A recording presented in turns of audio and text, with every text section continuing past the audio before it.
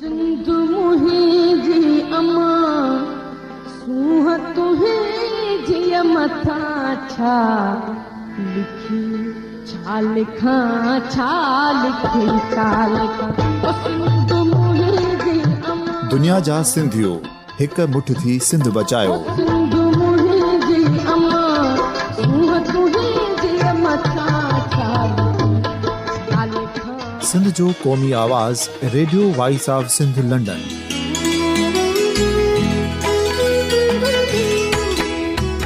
Radio voice of Sindh London पंहिंजी नशरियात में सिंध जी सियासत, समाज, इक़्तिसादियात, तारीख़, क़ौमी उमंगुनि ऐं इख़्लाक़ियात मुतलिक़ सिंध जी हक़ीक़ी तर्जुमानी कंदे प्रोग्रामनि खे असराइतो बणाइण लाइ सिंध जे घण घुरनि ऐं धरतीअ सां प्यार कंदड़ अदीबनि, दानिशवरनि, सहाफ़ियुनि, उस्तादनि, वकीलनि ऐं हर तबिके जे मानवारनि सजणनि खे सिंध में शऊरी इनक़लाब लाइ सहकार जो सॾु ॾियूं था। अचो त गॾिजी सूफ़ियुनि ऐं संतनि वारी सिंध जो ओज हिकु मुठ थी वरी वापसि आणण वारे सफ़र जा साथारी बणिजऊं।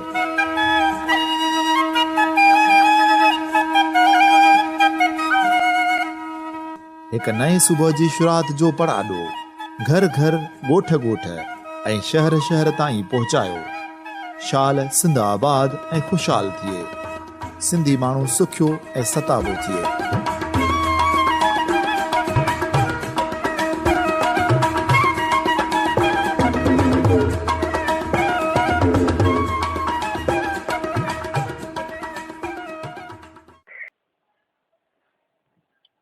सामीन radio voice of Sindh London तां अवां सभिनी खे भलीकार नओं आहियां अवां जो पंहिंजो अली नवाज़ आरी सर।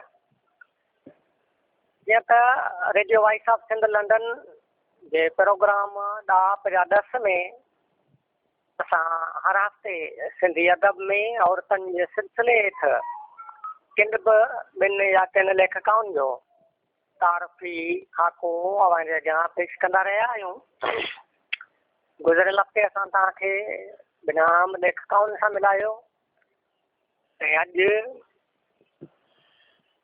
अॼु के हिन प्रोग्राम में आऊं तव्हां जे अॻियां सिंधी ॿोलीअ जे ख़ूबसूरत शाइर, मोहक़क़, नफ़रनवीस, कहाणीकार 3 लेखकाउनि जो तारफ़ तव्हांजे अॻियां पेश कंदुसि, जंहिंमें हिकिड़ी आहे सिंध जे नाले वारे आलिम, अदीब, दानिश्वर मोहम्मद उस्मान दीपलाई जी न्याणी डॉक्टर सुरैया सोज़ दीपलाई। जंहिं मोहम्मद उस्मान दीपलाई जे इल्मी अदबी पोरे ते जेको PhD कई, मकालो बि लिखियो। उन खां पोइ असांजी ॿी ख़ूबसूरत शाइरा आहे अमीना खुश्क बलोच, जे केतिरो ई वक़्तु सिमी के बलोच जे नाले सां पिणु लिखियो आहे। ऐं असांजी टी शाइरा आहे सिमरन सुंबो, जेका न फ़क़्तु शाइरा आहे पर हिन कहाणियूं सुठियूं लिखियूं आहिनि। मुंहिंजो सामीन सभ खां पहिरीं आऊं तव्हांजे अॻियां पेश कंदुसि सिंधी ॿोलीअ जी नामवर शाइरा डॉक्टर सुरैया सोज़ दीपलाई जो तारफ़। सिंधी ॿोलीअ जी नामवर शाइरा ऐं मोहक़क़ सुरैया सोज़ दीपलाई 25 नवंबर 1945 ईस्वी ते हिकु इल्मी अदबी घराणे मोहम्मद उस्मान दीपलाईअ जे घर में जनमु वरितो। मोहम्मद उस्मान दीपलाई सिंध जो हिकु बाग़ी ज़हीन रखंदड़ कलमकार हो, जंहिं सॼी ज़िंदगी ख़ुदा इंसान वांगुरु गुज़ारी। ॿियल भोॻियाई, प्रेसूं साड़ायाई, प्राण न मञाई।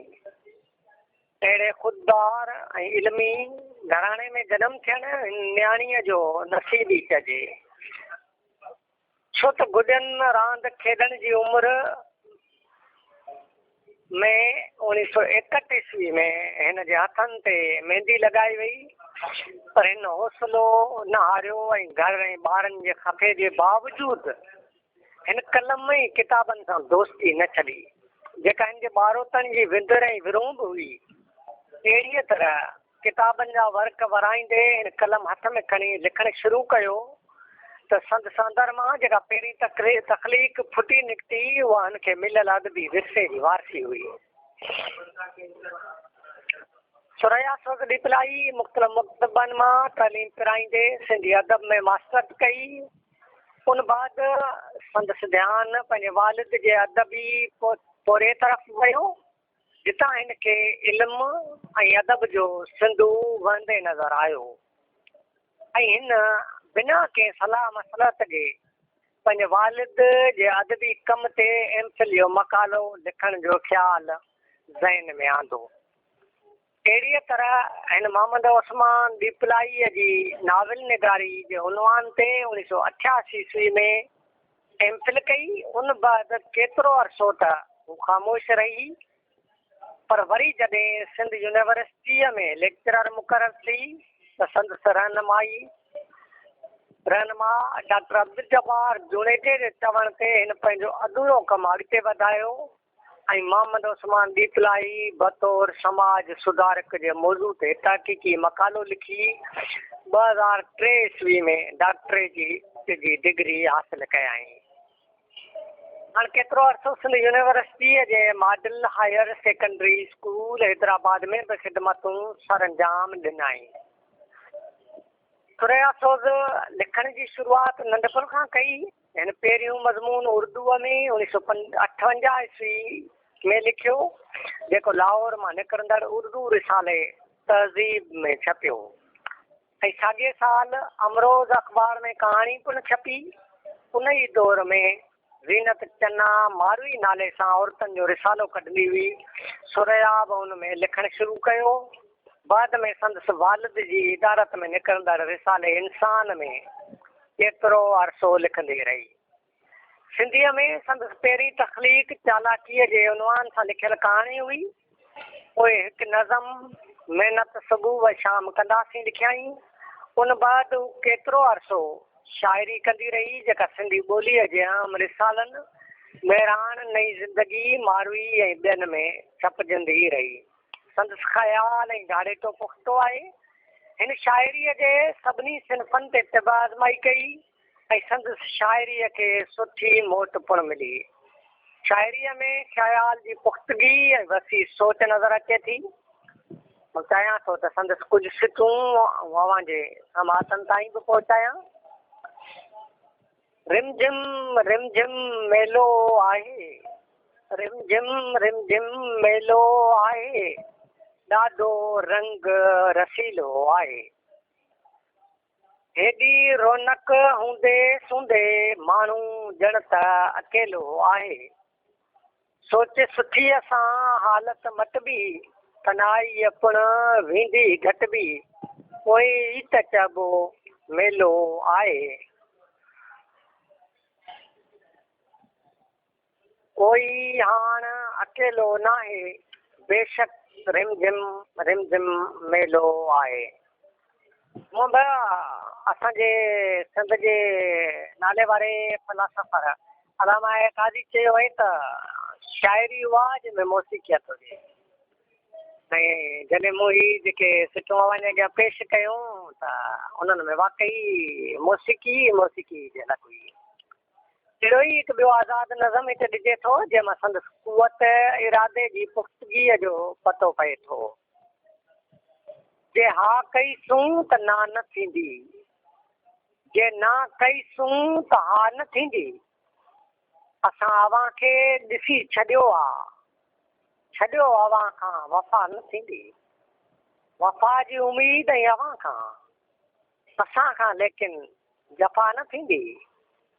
अव्हां जी आदत अदम तज, असां खां हाणे रिया न थींदी। हिन जो असुलु नालो नसीम हो, पर जीअं त उन दौर में औरतूं तमामु घटि लिखियूं हुयूं। जेकर हिन पंहिंजे असुलु नाले जे बदिरां सुरैया नसीम जे नाले सां लिखियो। बाद में हिन सोज़ तख़ल्लुस इख़्तियार कयो, जेको आख़िर ताईं क़ाइमु रहियो। हिन 1966 ईस्वी में ॿारनि लाइ मज़हिया कालम लिखिया ऐं इबरत अख़बार जे सुफ़े ॿारनि जी ॿारीअ तरफ़ां पहिरियों इनाम बि खटियो। हिन हिकु ई वक़्तु शाइरी कहाणियूं ऐं कालम लिखी अदबी दुनिया में पंहिंजो नालो रोशन कयो। सुरैया 1973 ईस्वी खां मलीर डाइजेस्ट ऐं सिंध टाइम्स अख़बार लाइ कालम पिण लिखिया। सोचां थी जे सिरे सां लिखियल संदसि कालमनि खे तमामु घणो पसंदि कयो वियो।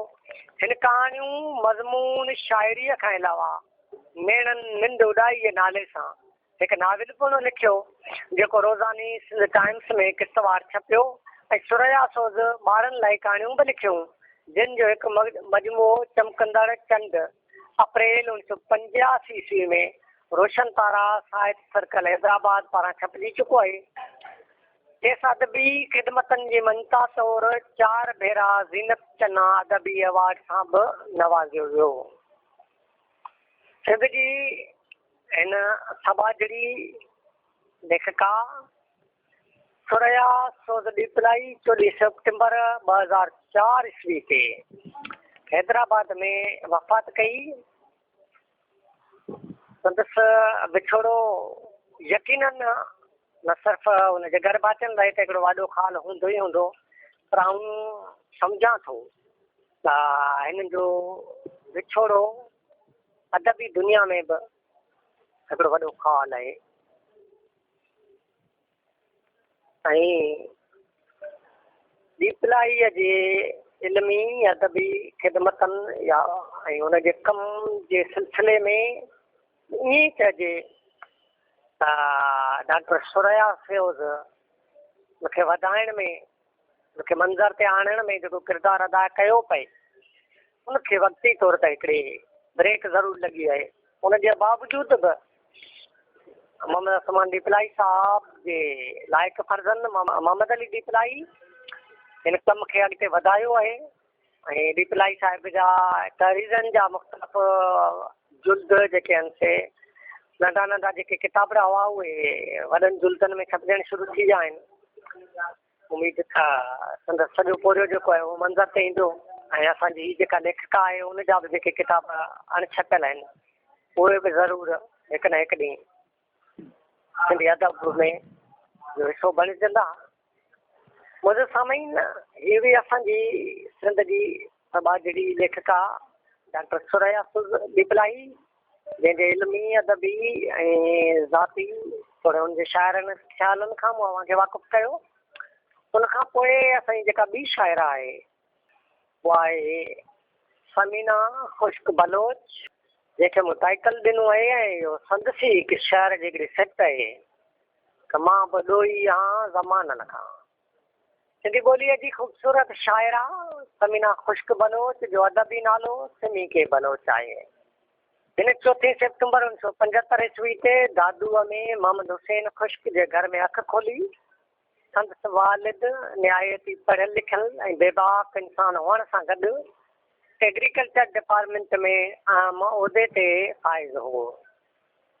जे करे इन जी तालीम तौरु तरबियत बि सुठे नमूने थी। हिन शुरूआती तालीम ॾोकरीअ मां 4 दर्जा सिंधीअ जा पढ़िया।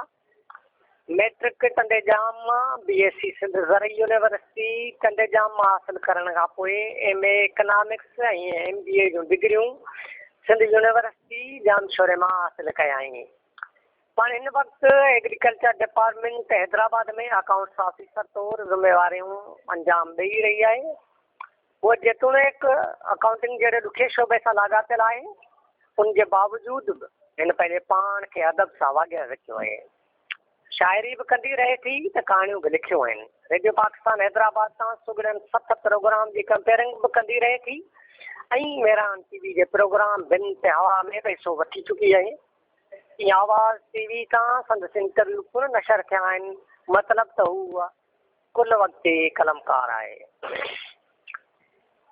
हिन लिखण जी शुरूआति 1992 ईस्वी में कई। संदसि पहिरियों नज़म लिखण ते बंदिश जे उनवान सां उन वक़्तु मशहूरु रिसाले अख़्तावर में छपियो।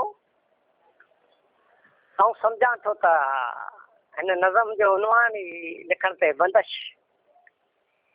हिकिड़ी वॾी बग़ावत आहे। हिन घणो वक़्तु बख़्तावर में लिखियो ऐं पोइ चिक मिर्चिक गुलफुल ऐं सिंधूअ में बि ॿारनि लाइ लिखियाई। संदसि ॿाराणियूं लिखणियूं बि ॿारनि खे घणियूं पसंदि आहियूं।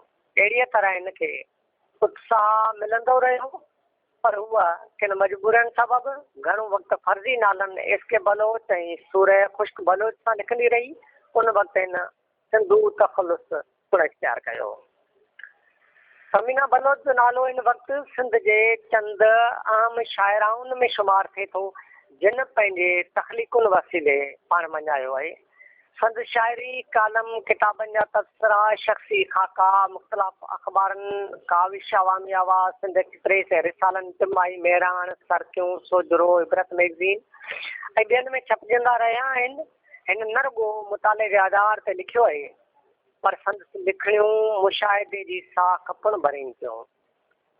हुन हिन समाज जे रवैयनि खे सठो आहे, केतिरनि पीड़ाउनि मां गुज़री पार पई आहे।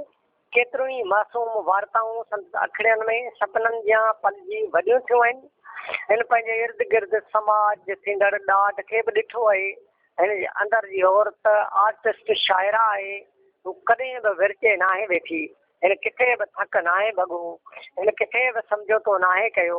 हिकु सुठे अदीब में जेके ख़ूबियूं हुजणु घुरिजनि उहे मंझि मौजूदु आहिनि। उन हवाले सां चार्ल्स डिक्सन जो इहो मक़ौलो ऐं मौज़ून सम्झां थो त अदब जो मतिलबु आहे अहिड़ी दिलि जा सग बख़्श हुजे ऐं अहिड़ी कैफ़ियत जा कॾहिं बि विरचे नथी वे, ऐं अहिड़ो छुहा जेको कॾहिं बि तकलीफ़ नथो रसाए। अदब जी डेफिनेशन ॾाढी शानदार डेफिनेशन। समीना बलोच शाइरीअ जे सभिनी सिन्फ़नि ते तबाज़माई कई आहे, जिन में ग़ज़ल, नज़म, गीत, काफ़ी, वाई, दोरी, सिंधवल वग़ैरह शामिल आहिनि। पर हिनखे ग़ज़ल ते सुठी दस्तरस आहे। संदसि ग़ज़ल जूं कुझु सिटूं ऐं अवां सां वंड करियां थो।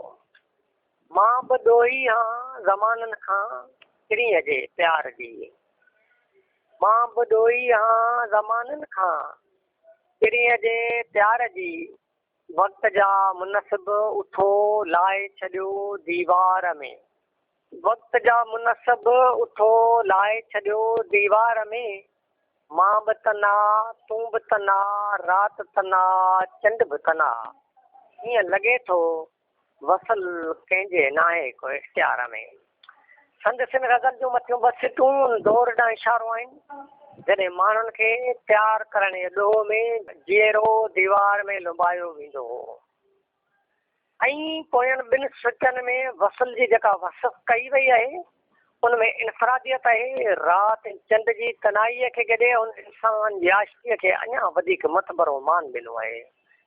राति जूं रौलाकियूं कंहिंजे हिसे में न आयूं हुयूं ऐं चकोर ऐं चंड जूं कथाऊं कंहिं न ॿुधियूं हुयूं, पर हिते त ख़्याल ई निरालो आहे। चंड बि वेगाणो आहे त राति बि उदास आहे। ॿिन्हीअ खे इंसान वांगुरु फ़िराक जो मेवो खारायो वियो आहे, जेतोणीक ॿिन्हीअ खे काइनाती अब्दियत हासिल आहे।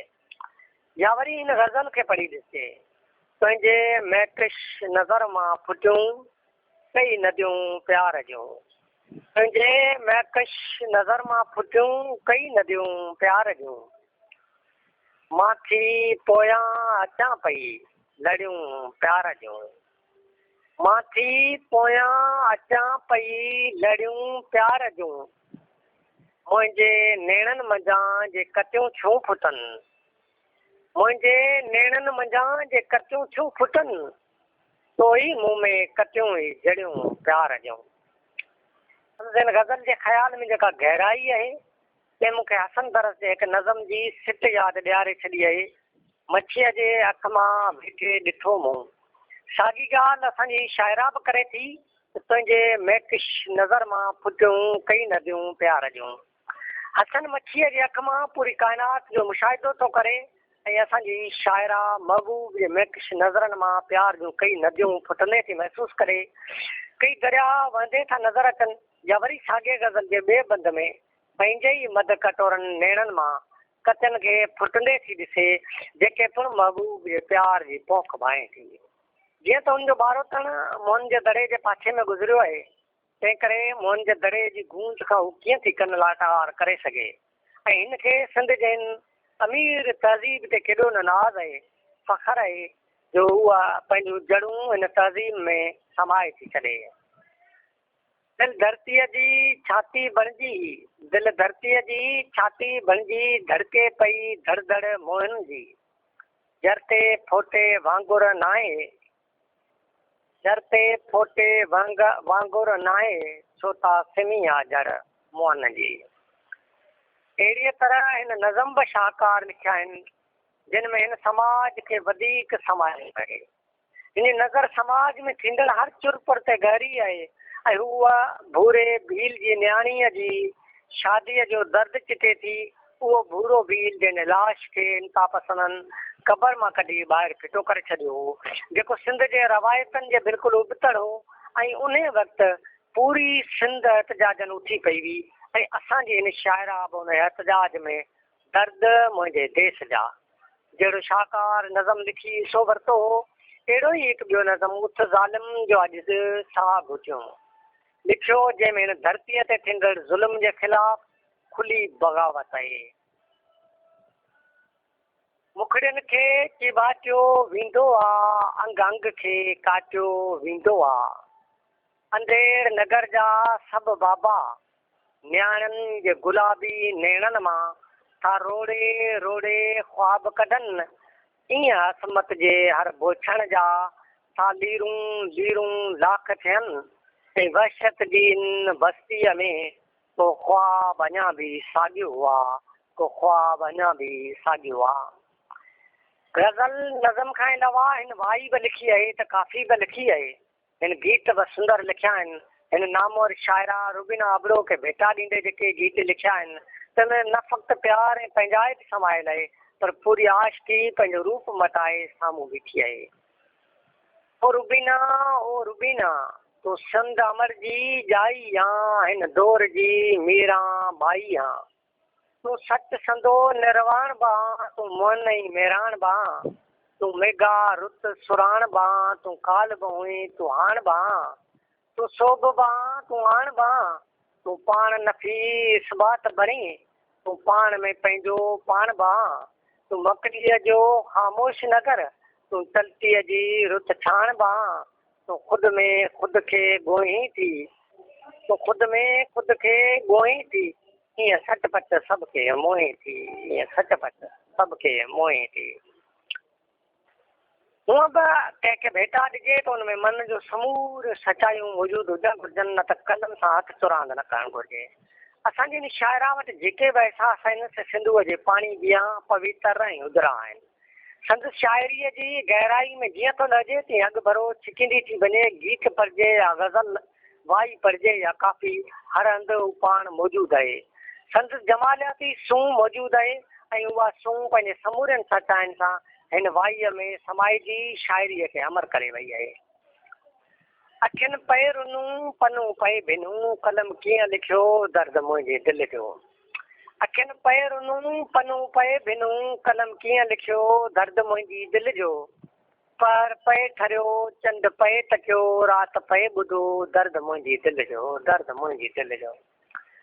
समीना बलोच जी शाइरी मनागर में पोखियल के गुलाब जी ख़ुशबू जो वास ॾींदड़ आहे।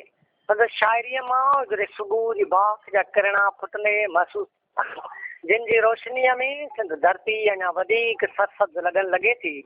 संदसि शाइरीअ जो हिकु मजमूओ तयारी हेठि आहे जेको जॾहिं छपिजी मंज़र ते ईंदो त यकीन सां चवां थो त सिंधी शाइरीअ जे आसमान ते इंडलठ जा बिखरी वेंदो। असांजे सिंध जी नामवर शाइरा हिन वक़्तु हैदराबाद में रिहाइश पज़ीर आहे ऐं संदसि शाइरीअ ते तफ़सीली जेको सो ॻाल्हायो पिए ऐं मूं संदसि शाइरी तव्हांजे समातनि ताईं बि पहुचाई आहे ऐं मूंखे यकीन आहे त असांजी हिन शाइरा जे हिन शाइरी अव्हांजे दिलनि खे बि यकीननि मोहियो हूंदो। हीअ असांजी शाइरा समीना बलोच, ख़ुश्क बलोच उर्फ़ सिमी के बलोच। हिन खां पोइ असांजी जेका ॿी शाइरा आहे कहाणीकार आहे तंहिंजो नालो सिमरन अंगरो। हिन जो हिकिड़ो शहर आहे त आदिअ धारे रोज़ उथी मां, आदिअ धारे रोज़ उथी मां, आस जा ॾीआ ॿारींदी हा। तो आस जा ॾिया ॿारींदड़ असांजे हिन शाइरा जो जॾहिं मूं ख़ाको लिखियो त मूं उनवान जी चूंड बि आस जा दीप जलाईंदड़ कई।